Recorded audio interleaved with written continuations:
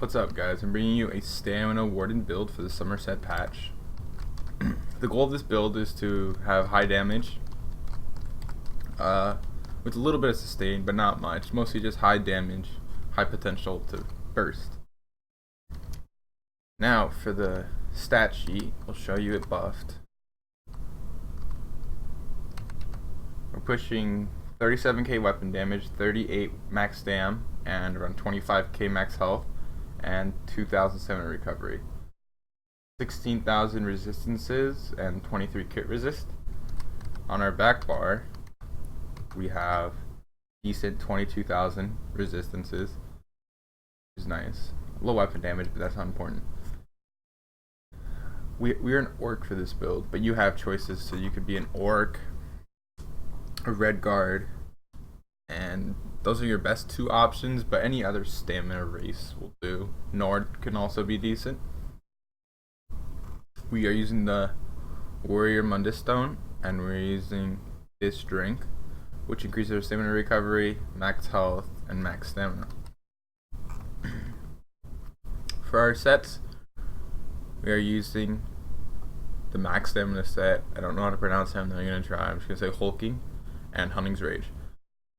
We're also using Bloodspawn, and basically the premise is that we get as much stats as possible, so we have increased weapon damage and increased stamina. Have your two Bloodspawn pieces be medium. This is a full medium build. You can change that if you want for the Undaunted passes, but I go 7 medium. So you could do whatever you want there. You have 2 pieces of hulking on your body and the rest on the accessories. Then you have Hunting's Greatsword and Hunting's Sword and Shield, and then Hunting's on the body to complete those 2 sets. For the traits, get impact on all your armor pieces, and then put price stat on the big pieces like the helmet, chest, legs. And for the accessories, get robust on all of them. And weapon damage, you can do 1 stam recovery, you can just go 3 weapon damage, it's up to you. And for the weapons, you can have Nirnhund on your sword with increased weapon damage enchantment, and defending with a damage shield enchantment, and tri-stat on your shield with Nirnhund, just to boost up your physical and spell resistance a little bit. For the skills, we'll do the back bar first, which is your buff bar. You start off with defensive stance. That's basically, as most people know, is to just return projectiles and give you boost while blocking. The reason why we go for a one-hand shield is because the back bar is solely for buffing, and we go on there when we're having trouble to survive. So while we're taking damage, we switch to our back bar. Contrary to most people would use bows, we would rather have the defense that comes with the shield. So we have the ability to block and at a reduced cost. Our next ability is Vigor, which is our dot heal, and then Soothing Spores, which is our first heal. We can use these in succession, so when you get extremely low, I would recommend popping in either order, whatever you may like, but Vigor, then Soothing Spores to get you on top, and then a Vigor will keep you there. We also have Ice Fortress, which is our major resolve, major ward buff, and we reduce incoming damage by 8%. Finally, we have Bird of Prey, which gives us major endurance, minor berserk, and stamina recovery by 20%. This is nice, it'll give us speed, stamina recovery, and extra damage. This is where you get to choose what you want for your ultimate. I have Healing Thicket. Yet to use it, but it's definitely a choice. You know, you can use that. You could use this if you really wanted. You could use a Meteor. You have a lot to choose from. You can even use a Warhorn, Barrier, really whatever you want. The front bar. This is where it gets sort of personal for you. We're using Stampede, and the only reason why we're using Stampede is to line up our Subterranean Assault. So Snare is going to make them easier to hit, that's the idea there. We have reverse slice. You can do executioner, but reverse slice is just better for taking out other players. And forward momentum, because we don't necessarily need that burst heal because we already have it in soothing spores. So the added parts of forward momentum should help. This is where it gets weird. So I have cutting dive on. As a stamina warden, you don't have a lot of,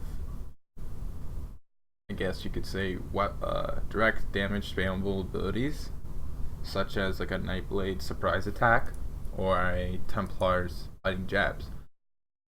So that leaves that spot open. Most people fill it in with a dizzying swing, but any good player can dodge it, any good player can deal with it, and it's just not a fun ability to use. So that's where it kind of leaves you open. If you really want it, you can put it on there. It has an insane tooltip I'll show you right now with this build. 16k, which is incredible, but it's just not fun to use, and good players can dodge roll and just deal with it. So we have cutting dive. It's not the best thing in the world, but it's nice because you can line it up. So what you could do in theory is put on your sub assault, throw in a dive. You could stampede in and then drop your Dawnbreaker of Smiting, and that does a ton of damage. Targets that aren't ready for it or aren't heavy most likely get dropped with that combo. But again, you have options there. You can fill whatever you want. If you're confident in your ability to really not have to, basically, if you could drop somebody quick enough and not have to have a spammable ability, you could really, if you want, you could put one of these in for basically extra crits. So they'll have 50% compared to 40, but it's really up to you. You can put in a lot of stuff. Put in an extra healing ability. You can put in a shield. You have quite a bit of choices there. Now for our champion points, we have 19 into Sprinter and 9 into Warlord. These are just because basically when you get the higher percentages, there's diminishing returns. So I would much rather have 10 over here than 10 in a stat that already has a ton, because the returns are minimal. So we do have 100 Mooncalf, which is contrary to what I just said, but stamina recovery is essential, of course. We have some into Healthy, just because we're an orc, and health recovery is nice. We have quite a bit into Tumbling, so we can roll dodge at a reduced cost, and Shadow Ward, so we can block, and we do block a lot on our back bar while healing. And we have 43 in Bless, which is quite a bit, but the healing is what makes the Warden a great stamina class, because most stamina classes don't have healing like this. So, healing. Then we have 52 in Precise Strikes. This is for when our healing crits, or when sub assault crits, anything. You're doing 19% more damage. 76 in Ready and 76 in Piercing is just an even way to trade these, and have 14% increased damage and almost 5,000 physical penetration. We have 76 in Resistant, which is going to give us a ton of critical resistance, and you don't have to go 100 in this patch because crits are toned down a little bit. And then 76 in both of these trees to get 14% reduced damage, and then 22 in Quick Recovery, increases your healing receive by 6%, which stacks with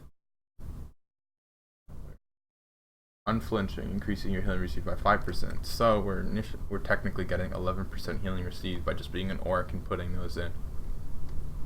So that's the champion point tree. I'll show you the buff stats one more time before I let you go.